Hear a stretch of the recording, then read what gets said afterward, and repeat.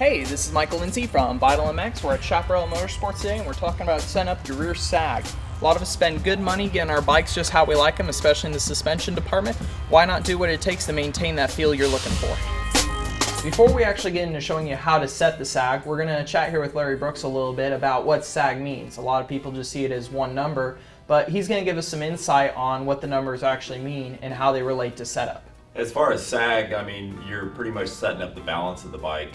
Each rider's a little bit different. Obviously, weight is different on each rider, and you'd want to set the bike up kind of how the rider wants it. I mean, they could set it up at 95 and want it to steer really fast, or set it up at 105 and make it a little more sacked out in the back and steer long. Really, you're just changing the front end, the way the bike steers, and the balance of the bike when you're putting more preload or less sag, let's say, and more sag. Everyone's a little bit different. They all kind of choose or go a different direction, but the average rider would set his bike up with about 100 to 105. That's safe, and you could probably get a lot of riding out of it with a lot of comfort.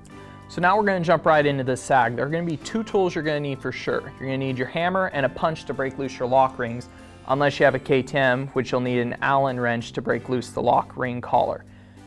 For measuring tools, you're going to either need a tape measure or a Sag Scale or even a digital scale. First measuring tool we're going to use here is our tape measure. We've got a little black line we've marked on the fender with a Sharpie, and we're going to meet that with the graphics line to judge our number. And this is going to be our reference point. Right now we have 621 millimeters of free sag. This is unloaded with nobody on the bike with the bike on the stand. You're going to want to memorize this number as you're going to subtract your next number from this. Three key things when you're setting sag. If possible, it's great to have a third person to help you to hold the rider up so he can get all of his weight on the bike. Number two, you need to try to get the bike on level ground. If you do it on incline or a decline, it's going to affect the number. Number three, for the rider, he needs to concentrate as much as possible on being in the same spot each time. If forward or back an inch or two, it's going to affect the number.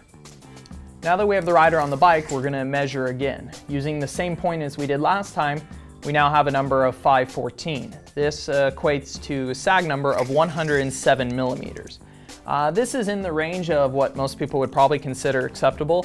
As we talked to Larry about, there's definitely some playing with the numbers you gotta do if you're a rider, if you're kind of searching for that feel, but I think some of the most common numbers you'll see is anywhere from 100 to even 110, especially with some of the modern chassis being a little bit higher in the rear than they've been in the past. You start to see a little bit higher number.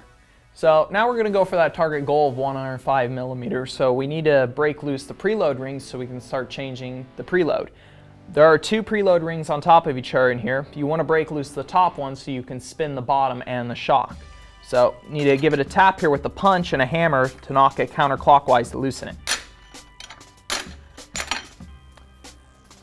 Once it's broke loose, there's usually enough room on most bikes to be able to reach in there and kind of work it with your hand now a little bit. So now that we have that top preload ring broken loose, you can, on most bikes, you can get your hands in here and start to turn the spring. Right now we're looking for 105 millimeter sag, which is 2 millimeters up from our past number. So to get that, we actually need to crank down on the spring. We need to go clockwise and put more preload on the spring to bring the rear end up. So around roughly one turn equates to around 3 millimeters for most spring rates. So we're going to try to give it just about a turn before we check the number again. Now that we have our rider back on the bike, we're going to check the number again. We're now at 516 millimeters of sag, so we've hit our target goal of 105 millimeters.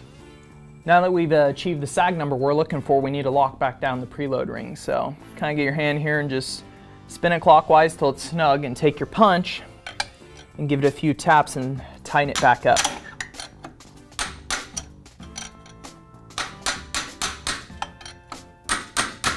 So another common tool for measuring you'll find in quite a few people's toolbox is a Sag Scale. It's pretty simple really. It's just a tall metal bar with numbers on it, and you have a pin you put in your axle, and then you measure up and set it at 0 on whatever your reference point is going to be on your rear fender.